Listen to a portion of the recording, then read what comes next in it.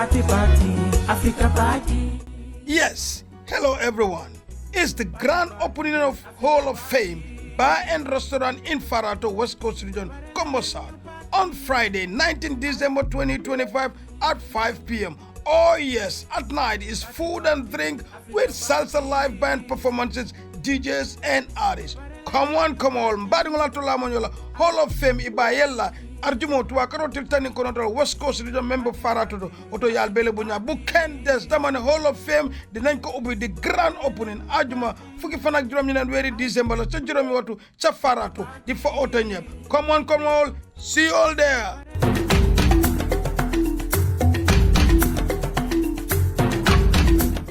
Hello, greetings, wonderful viewers, wherever you are. Welcome to Atlantic TV, the home of TV revolution. As usual, we are located in the little smiling coast of West Africa, the Gambia, and holidaymakers come to the destination, Gambia, as already marketed by Gambia Tourism. Shout out to my boy, Bakary, the, of course, Director General. And of course, we are lucky enough again for a studio to be located in the West Coast region side of Gambia, Farato, Combo South. Welcome to another episode of your favorite program now on TV called Exclusive Interview. Exclusive in that always we talk about one, we bring in all people of all walks of life, talk about their stories, and then the narrative to change it, and also you out there to be inspired and do something meaningful and something very important. And today, I know you will enjoy this program because I'm so glad, I'm so proud, I'm so happy. What cannot be, because this is the guy that definitely partly come from me, and I'm so happy to share the platform with him. Although we share a lot of program, but mainly sport. But this time we're going to talk about him. And today, my guest is no other than Mamodou Gajaga, a TV presenter at QTV, and also a sports journalist, an executive for that matter, sports journalist. And of course, we begin by congratulating him. For 2 times, this gentleman have been the Gambia Press Union Sports Reporter of the Year. And I'm so glad that obviously I get in touch with Gajaga. Congratulations before we start. First, congratulations. I really appreciate it. Very well, congrats. I'm so happy that from my boss. Always my boss. Even if it is formal for some people, but for me, he's always my boss. Way back in 2008 to date. I'm so very much happy. Gajaga, welcome to Exclusive Interview. It's a pleasure to be here. This is my second time here. I've been here before. Yeah. But this time is something special. That was sports. Happened, yes, exactly. Yeah.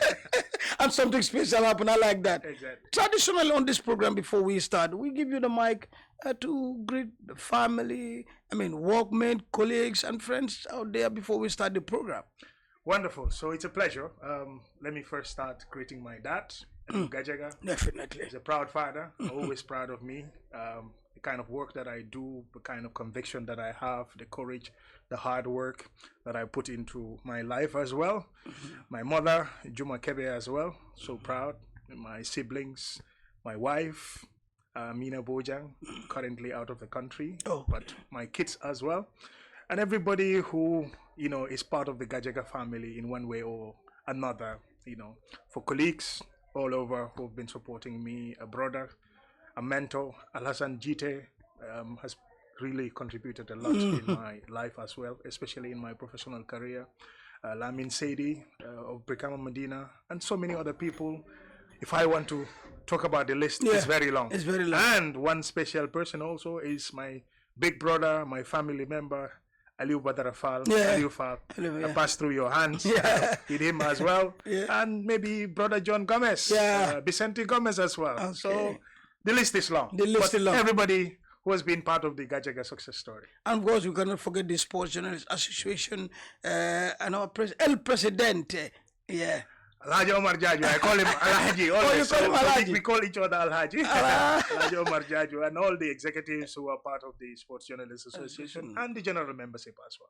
Thank you very much. That is Mamodou Gajaga. Like I said, a seasoned sports journalist for that matter, covered sports all over the Gambia, international, wherever you think, and also twice Gambia Press Union National Journalism Award Sport Reporter of the Year. What an accolade. Incredible.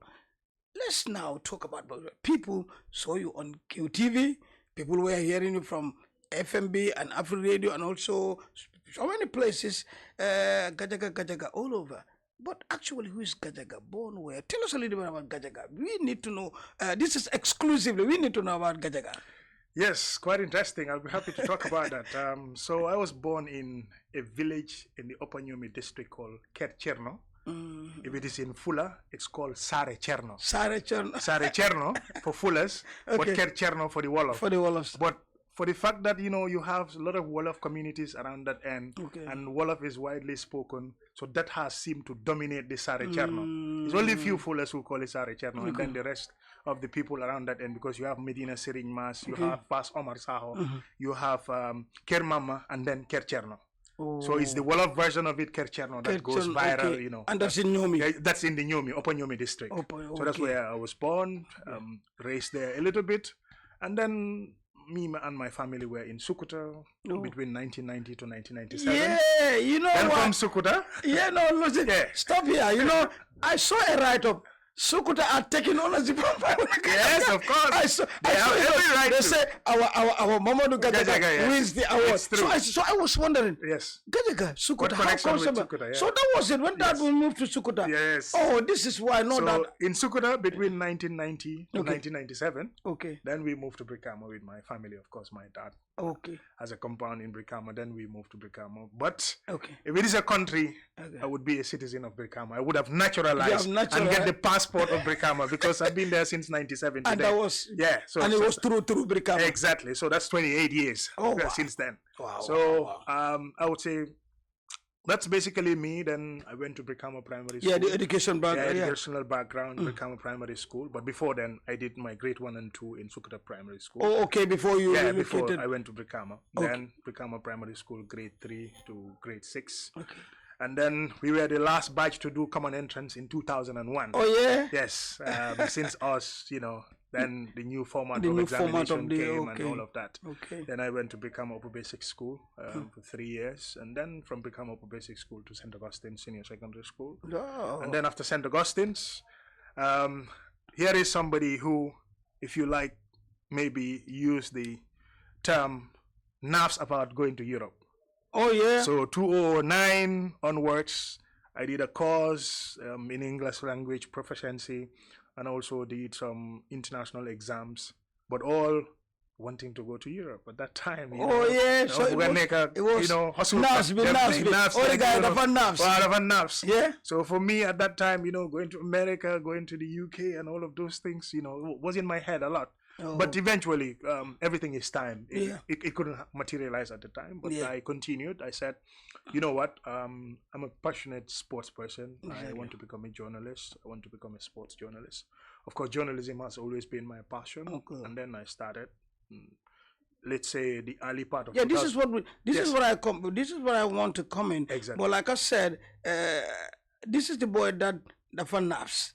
But this is the boy now. Forget about now, because now na full exactly. So you can see sometimes it doesn't come the time you want it, but it comes later. All right, let's proceed. But do you after the qualification, the education, do you pick up some qualification, like you do some course here and there? Yes, exactly. So one of the short courses that I did at the time was there's a journalism program at the Gambia Press Union. In that journalism program, I went through it, and our lecturer at the time was Martin Oxburg. He's from Denmark. He took us through journalism, how to report, how to do reportage, both for radio, television, and newspaper. It was a rigorous training for 2 weeks. So when I did that, and then later on, I did short courses as well. Professional training in journalism, some are online as well. And aside from that, I did a lot of in-house training as well.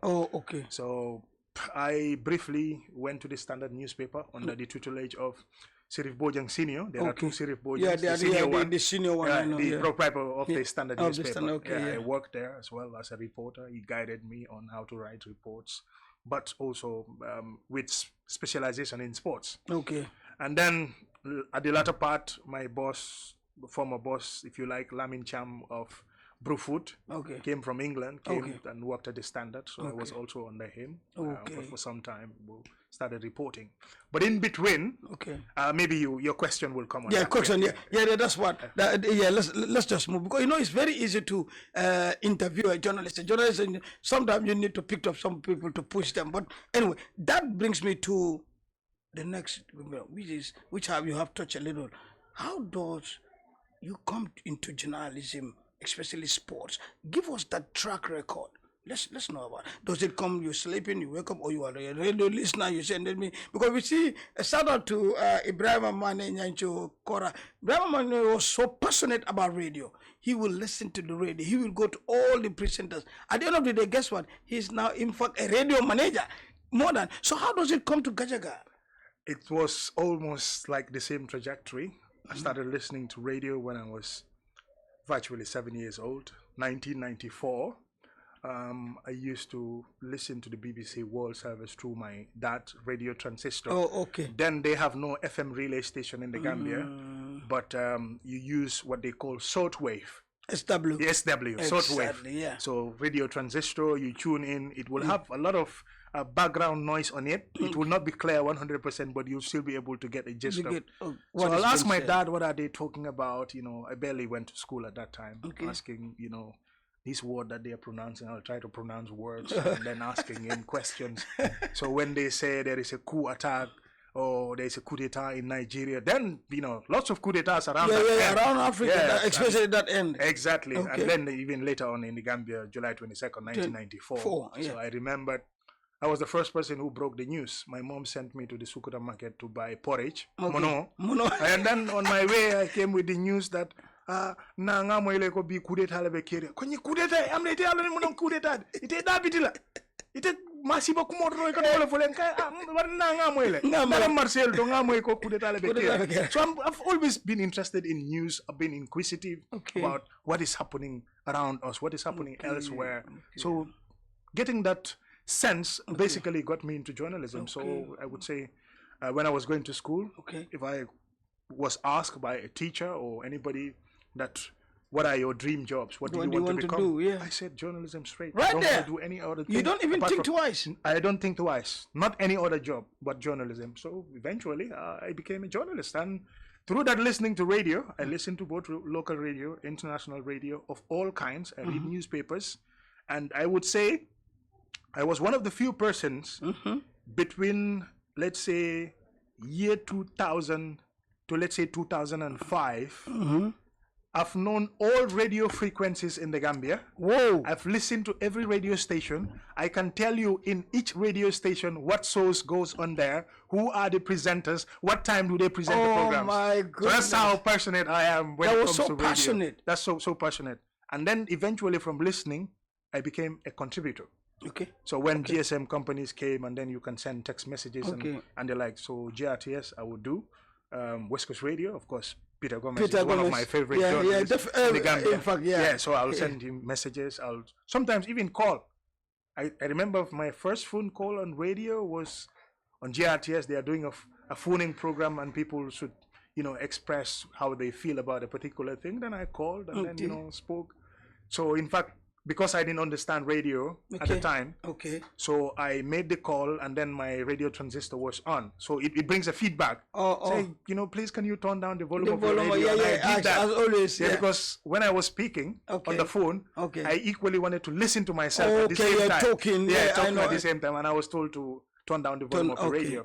So journalism has always been part of my dream. It's a dream job, and eventually I'm here. I'm here, and most definitely, what a track record, man! And definitely that is it. You ask some of us. I mean, we were not that much. We were more of a football player, and then all of a sudden we introduced as a DJ, and then here we are. So it's so, like I said, everybody got a story. So you have to tell your story to inspire somebody from point A to point B. Okay, during your career, what are some of the media houses that you passed through, and what were you doing? Yes, first, I remembered this was the early part of 2008.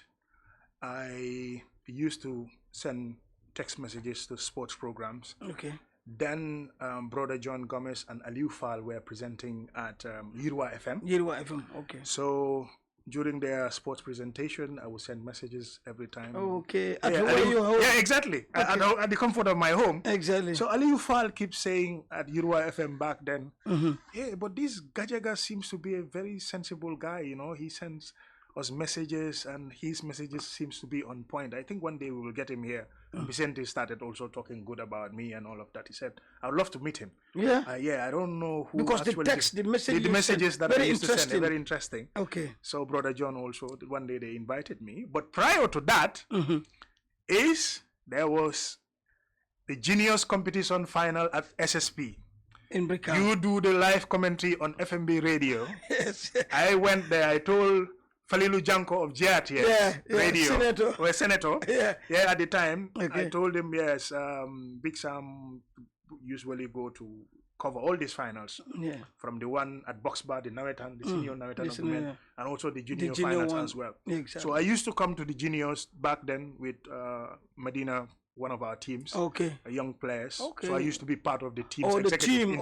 I used to be the secretary of the team. So when there are substitutions, I will be the one to do the substitution and all of that. Exactly. So I remember you covering one of our finals. So this particular final, I remember calling you to say, I want to join your panel. And I came, you know, in the commentary once in a while. You give me. I wasn't confident, you know, at that time. But you know the language, and then thousands of people are listening to you. So like, I was a little bit jittery. I could say. So yeah. And after the game, I remember writing a report, and then Falilu Janko, who had a little bit of experience at the time, checked it. Okay, this is how you go about it. Change it. Because he was my assistant. Exactly, back then. Assistant back then. Yeah. And then I remember we went to the radio, and then we started presenting, and then once in a while I will also say a few words. Yeah. And then from then on, then this Urua FM thing came. Okay. So because it was Brikama before the Brikama, exactly. Okay. So I went to Urua FM. Then Vicente, I remember, brought in a script. Okay. And printed. He said, "Please, can you rehearse this before you go into the studio?" Wow. Then we went to the studio. I was like, okay. For the very first time in my life, thousands of people are going to be listening to me. Because put that so in my head, then I start listening. Sorry, I started the reading. Okay. So midway, I started making mistakes. I started pausing. I said, "No, just take your time. Just take your time. Yeah, you're fine." Yeah. So I did it. It wasn't perfect, but that was the first experience. Yeah. And then gradually, I started, you know, once in a while coming there, joining them on their sports program, and then talking about sports.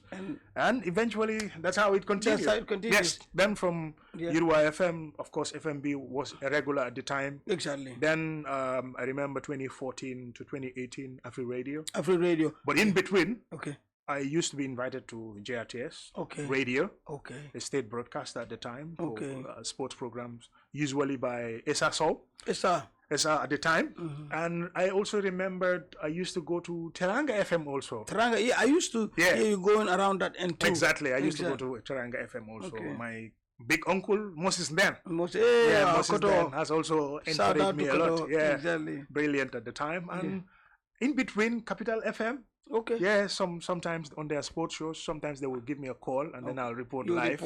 And few times I've appeared in the studio as well. Okay. I remember also Hot FM. Hot FM also. All the way in Fajara, in Bakau. Yeah, so when Moses then was there, in charge of their sports department, myself, Alpha Jallo, and Ibrahim Osware of the communications officer at Gambia Football Federation. Exactly. So I used to do some sports programs with them. And yeah, so it's been quite a journey. So I've been to a lot of places.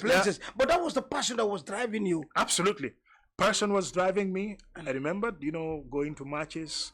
Sometimes you're the one who will give us fares to go to game coverages.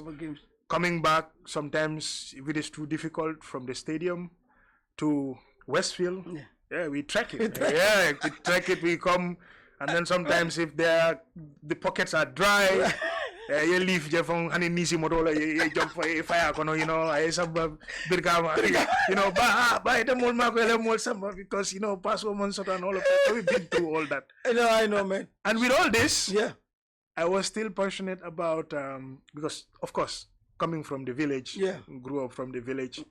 So I used to do stuff like hunting, Drima Demo, Sunday Mall, and all of that. Kataga Ulol Kumandini, that has also been part of my life. In fact, some of those things I missed it. Yeah. I remember not long ago, I went to my village, Kercherno. I was asking my little cousins, I said to them, there are dogs which are really good here in this community. I want to take the dogs to the bush. I want to go on a demo and then on. So you do all that, man? Yeah, I did all that. And you love it? And the same Gajaga, with all the profile and everything, that's why I can never brag. Yeah. That is why I will always remain humble. After high school, yes, not having a regular job, fine, I'm into journalism, but not on a full-time job and then getting paid or something like that. Exactly. So I used to go do some menial jobs. I will go with my songs to go on brick molding. I will also go on, this digging of sockaway. Man, and then I will also go on. You see that? Yeah, Sibi Faro and all of that. And yeah. So you see, I did all that. This is story. So, but people are seeing Gajaga TV, one of the Gambia's best. But you passed through. Of course. So the breakthrough come from Afri Radio to QTV. Yes. And here we Exactly. So that's a good story. Absolutely. So that means you can tell these people that it doesn't come easy. I did all that. All that. And passion create at the end of the day, yes, alhamdulillah, now you paid, you were traveling, etc. But I want to come to this. You covered a lot of games in the Gambia and outside Gambia. Can you tell us some of these games? Because I think that's a very good one. Some of the games that you covered out there. I know we will come to of recent that you just come from the Islamic, but some of the games that you can remember. Because Gajaga went to, I mean, what do you go? Germany, England, name it. Tell us a little bit, sorry, about those. Yeah, so let's say locally, it's been very, very interesting. Everybody who knows me, I'm so passionate about Brikama. In fact, I've made it a point when Brikama United is playing. When anything that has to do with Brikama, fine, I will do my journalism job. Yeah, if Brikama didn't play well, I will still write that. If Brikama played well, I will still write that. But I'm a fan first. Yeah. Before being a journalist. I support Brikama United. I support athletes from Brikama. That's just natural. Yeah. Exactly. Exactly. So when it comes to things like that, basically, I'm always passionate about it. And secondly, when it comes to coverage of games, I am one of the few journalists in this country, without bragging, without blowing my own trumpet, who has covered every sports virtually that is played in the Gambia. In the Gambia. I don't look down upon, oh, this particular sport is volleyball, is not popular because everybody sees football as the most popular sports. Fine, that's true. Football is the most popular sport in the country, most popular sport around the world. I would cover football. I will cover the finals, the semi-finals, the league stage of it. And if it gets to a certain level, but equally, I would give attention to volleyball. I'll give attention to basketball. I will give attention to even tennis. So many athletics, all kinds of sports that I've covered. I've always given them. So that's why for me, I see myself as a sports journalist rather than a football journalist. Exactly. Yes, that have to do with all disciplines. All the disciplines. Internationally. Yes, so internationally, it's been a roller coaster. I had my first opportunity in 2017. I was in Ghana for 2 weeks to cover the WAFU Cup of Nations. Back then, there is a competition for locally based players. It's called the WAFU Cup of Nations. WAFU Cup of Nations, And that has been a scintillating experience. I went there with my colleague, John Mendy. John Mendy was at the time working at West Coast Radio. He's now in Germany. And throughout the 3 weeks we were there in Ghana, for the very first time, I had the opportunity to meet top football officials in Africa. The CAF president at the time, Ahmad. We had a press conference. I had the opportunity to ask him a question. Yeah, that really felt so good. Knowing from my humble beginnings how I started journalism, getting to a point of getting to Africa's football governing body, their president asking him a question at a press conference. At that press conference. So that was just really, really brilliant. I just can't imagine to describe the feeling. And then from there, I remembered I went to other competitions. In Senegal. I was there in 2008 to cover Gambia's first international game for the Gambia. That is when we played against them in the Africa Cup of Nations qualifiers. Exactly. The 1-1 draw. You were there. Yeah, I was there. I was there with Fallon. So, yeah, exactly. I was that there trip. with Fallon. Yeah, so that 1-1 draw was also another international experience. Okay. And then from there, I had the opportunity to travel to other countries. Now the list is long, but let's say okay, just yes, really Birmingham. Yes. Commonwealth Games then has been fantastic. Okay. Yeah, that was in 2022. I was also there for 2 weeks fantastic. to cover the Commonwealth Games, which is an athletics competition, and also volleyball, basketball. But the Gambia took part in beach volleyball, in athletics, in judo, in swimming, and all of that. Okay. And I covered that, reported that for QTV. And aside from that, also in 2023 in Germany. In Germany, yeah, to cover the Special Olympics. Special Olympics is a competition for children living with intellectual disability. Some of them, you would remember when you used to go to school, sometimes they're being discriminated against. They've been called names and all of that. So, but the world decided, because of human rights and all of those things, to support them. Disability is not inability, so they also have their specialized skills and all of that. And sports is one way of promoting inclusivity. So in that inclusivity, that competition was held. And the biggest one, the Africa Cup of Nations. In Cote d'Ivoire, for the very first time, AFCON. I've always been dreaming about covering the Africa Cup of Nations. In Cameroon, if there is one Gambian journalist who deserves to be there, if you count 10, I should be among those 10. But somehow, unfortunately, it didn't happen. Okay. I wouldn't come onto the media. I'm not that kind of a person, point fingers at people. Is this guy or that person who made it not happen or something like that. I took it in good faith. Okay. I've never talked about it, but basically I move on. I said, when my opportunity comes, it will happen. And for Cote d'Ivoire, luckily, my employers, QCell, are one of the sponsors of the national team. Obviously, and then was you had the opportunity to be there. Yeah. And at the AFCON also had the opportunity to interview top coaches, top players, former players, current players. Yeah, I just look at myself, hey, that's small man. So that was awesome. Yeah, that absolutely brilliant. I can't imagine myself in the stadium. I did a live reportage just before the Gambia played against Senegal. They were asking me questions, connected me to the studio. Things that I see on the BBC, which I used to think, oh, these are supernatural human beings. You know, they look like demigods. Yeah. How is it possible that somebody live is here and then the other person is in the studio and then you're describing what the scene is all about? So I was there doing it live myself, and yeah, the experience was really, really great. It was really good. Yeah. You just returned from the Islamic Solidarity Games in Saudi. And then let me apologize to you because you sent me, he sent me a video, but at the end of the day, we could not use it. Yeah. But then here you are, the opportunity, you were there. In fact, if it was, we will have called him Alhaji Mamodou. You performed the Umrah there too. And then I was so happy when I see that. So tell us a little bit about that. It's fantastic. So the Islamic Solidarity Games has been a competition that I covered, I think, way in 2017. Okay. Gina Bass represented the Gambia at the time. Okay. Adam Ajame, one of the male athletes, also represented the Gambia in that competition. And then I was at Afri Radio. So I interviewed Gina Bass through WhatsApp call.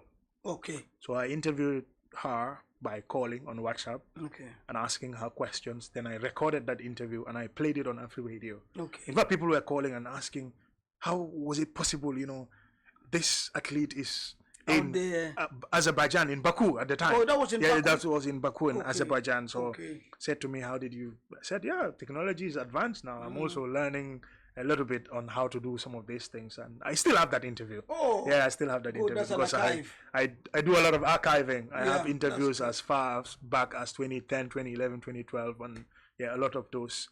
So that's how my passion for the Islamic Games came. And I said to myself, okay, if there is an opportunity, why not? And yeah, accreditations were open for the media personnel to apply. Online? Online. Then I applied for the accreditation. And in applying, of course, it takes months and months and months before they reply. Eventually, they did, a few days before the competition began. Okay. I shot out the accreditation process. Then there is a portal for visa, of course. Oh, For yeah, them, the is portal. electronic visa. Okay, okay. Yeah, I did all of that, and Okay. eventually the trip was possible. So I went there. Another experience, Yeah. you know, that part of the world. Yes, if you hear Saudi Arabia, our connection, of course, most of us Muslims, is the birthplace of Islam, the faith of Islam and all of that. Yeah, but also there is the other side that I saw of Saudi Arabia. Okay. The sporting aspect of it. The city where I went through, Riyadh, is a sporting city now. It's a tourism city now. People go there for their holidays. People go there for exploration. People go there for sports tourism. Because if you recalled, recent years, many times they hosted some big international boxing competitions. Recent years, many times Saudi Arabia hosted even matches in Spain between El Clásicos, you know, matches like that. So obviously Super Cup, those kind of competitions. So they built a very beautiful sports infrastructure, from swimming to basketball to volleyball, camel racing, yes, athletics, which is of course Gambia's area of specialization when it comes to competition. Exactly. So the Prince Faisal bin Abdul Aziz Stadium, that's where the athletics was held. Okay. Small but beautiful stadium. The athletics tracks were fantastic. And that is the venue which hosted the Gambia's 4x100 meters girls relay team. Eventually, they won the bronze medal. It was the only medal for the Gambia. We were so close in many aspects, but eventually that was the competition in which the Gambia got it. It's a podium stuff. Absolutely. Yeah. So the Umrah thing, Big Sam, people want to call me Alaji. I said, no. I mean, just maybe a small Alaji. So is this that you make an opportunity, or you seek an opportunity? I saw an opportunity. I said, of course, this is my first time in Saudi Arabia. I am closer, although it's 800 kilometers away. Whoa. Between Riyadh and Mecca. Okay. Yeah, but I had to take the journey. So it was it. I'm a Muslim. And I as said, a okay. faith, as a exactly. Muslim. So I said, let me take the opportunity and perform the Umrah, and it was really great. It was really good. Absolutely. Thank you so much. So I call you Alaji. Well, that's a difficult one, but anyway, I'll accept it. Coming from my boss. All right, to the big thing now. This is the second time the Gambia Press Union Journalism Award night. You've been scooping. This is the second time you won this. Tell us a bit, how do you feel? And tell us some of the stories that you wrote to. The first was, I remember, I kind of remember. Yeah, in 2019. In 2019, yes, yeah. you won. Yeah. And that was in the hotel in Brufut somewhere. Yeah. And here again at the Sadauda Kairaba Jawara Conference Center, you won this one. So tell us about this. We were at the background, but we were super happy more than you. But tell us about this and the stories that you share. Yeah, quite But meanwhile, congratulations from the Gambia. Thank you. From everybody. I appreciate it a lot. So thank you. I am somebody who always want to stay humble, remain humble. I don't want to talk about myself. Yeah, but sometimes I think it's good. It's part of life. If you achieve something, you know, you relish the moment. You try to at least say thank you. So this story is really, really very interesting that I submitted. It's a documentary on BK West United. BK West that was United. the first one or this one? No, this one. This one. This one. Okay. The first one was a documentary on basketball. Basketball. So, yeah, basketball. Hope Basketball Academy. Okay. Yeah, the founder is Mohammed Njai. They call him Jim Njai. Jim Njai. Okay. Yes, he has a basketball academy where he helped keep kids into mentorship, help them use basketball to get off the streets, not the smoking, not getting into stuff that is not okay for their life, and then they take education seriously. So that documentary, I did that one for the 2019 one, and so happy to announce that in that documentary, at least 3, 4, or 5 players featured in that documentary are on the verge of becoming professional basketball players. Wow. 2 of them are in the United States of America playing college basketball. At the moment? At the moment. Okay. Wakambach and also Dauda Silva. Okay. There is another guy who is also in Spain. Okay.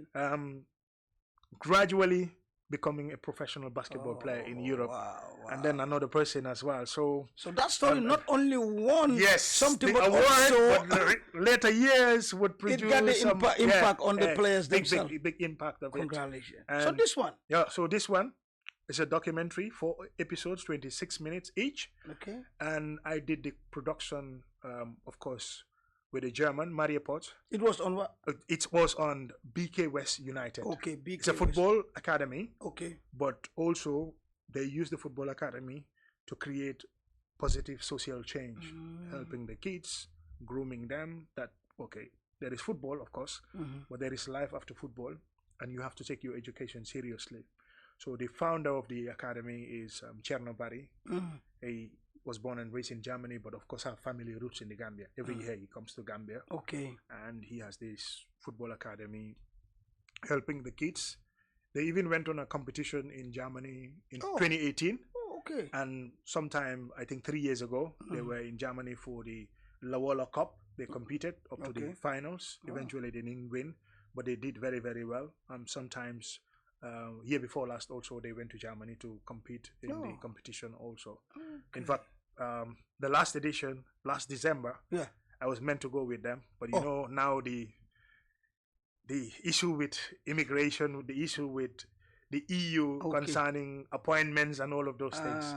So by the time we were supposed to go, the competition has already passed because the German embassy in Dakar had issues with giving appointments to so many people at the same time. So it was impossible. It was impossible. So this documentary captures the narrative of using sports to make a change of life in youths, in the way they think, and the image that there is a possibility in the Gambia. You can make it through sports, you can make it through football, you can also make it through skills, and you can make it through education, a combination of all these factors together. So it also entails a story where there is a team of Gambian players who left the Gambia in 1996. They went to Germany on a training camp. Okay. In that training camp, they were promised that they would get paid. Okay. They went with a coach.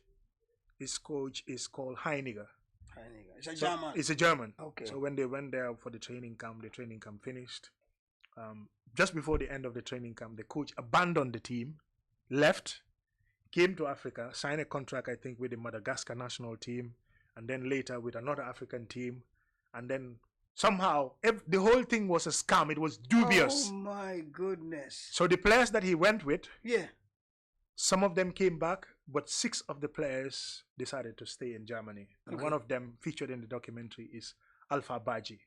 Alpha Baji said he used to play for Hawks in the first division at the time. I know Alpha. I play with Alpha Bohol, and he's from Joshua, New Joshua. I will send. They call him Natty Alf. I will show you the video of Alpha Baji talking about that story. So yeah, I remember him very well. Yes. Alpha. We used to play at Bohol 9 in Serekunda East. Exactly. Okay. Yeah. So it's a combination of a whole lot of story about these players, their life stories, and things like that.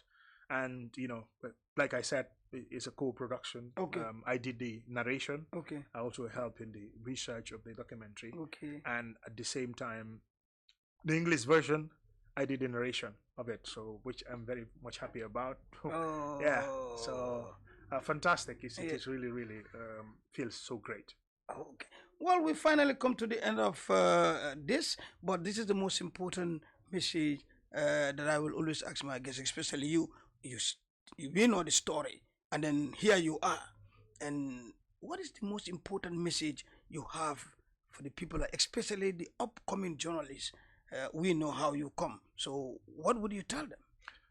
Be resilient, keep believing, never say this is not for me, never say this is not possible. There is always a possibility. Keep fighting. It will be difficult. The road will be rough. There will be challenges. There will be people who wouldn't believe in your story. There will be people who would say, oh, I think you better choose something else. I don't think this is for you.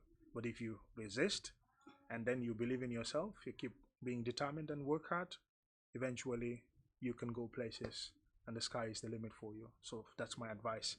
If this is what you wish to do, go for it. If this is your passion, that's your ambition, and this is your goal, go for it. So there you get it from the man himself. And to be honest, this is just awesome. And I think one of the most, you choose to do it, please do it. Thank you so much, Gajaga. Once again, congratulations. And thanks for coming on exclusive interview. I know my viewers and audience out there get something from there. Thank you. And once again, congratulations. Always a pleasure. We're so proud of you. Thank you. Thank you very much. That brings us to the end of exclusive interview with Mamodou Gajaga. Of course, like I tell you, a TV presenter at QTV and also a sports journalist. Not only that, but an executive member of the SJAG, that is Sports Journalists Association of the Gambia. Big thanks to Ali Badara. Thank you so much for being here. Kumba, Tima, Aminata, my favorite cameraman, Edward Nwabaj, and the man behind the scene, Liga, the head of the TV technical department, Matado. From me, Big Sam, thank you so much for watching. And of course, we'll be back with more interesting stories on this exclusive interview. Once again, bye. Party, Africa party. Yes, hello everyone. It's the grand opening of Hall of Fame Bar and Restaurant in Farato, West Coast Region, Combo South, on Friday, 19 December 2025 at 5 p.m. Oh yes, at night is food and drink with salsa live band performances, DJs and artists. Come on, Mbadingola Tolamonyola, Hall of Fame Ibayella, Arjumo to Akaro Tiltani Control, West Coast Region member Farato, Oto Yalbele Bunya, Buken Des, Damane Hall of Fame, the Nenko Ubi, the grand opening, Arjuma, Fuki Fanak Drumin and very December, Chajuromi Watu, Chafarato, the 4 Otanyep. Come on, see you all there.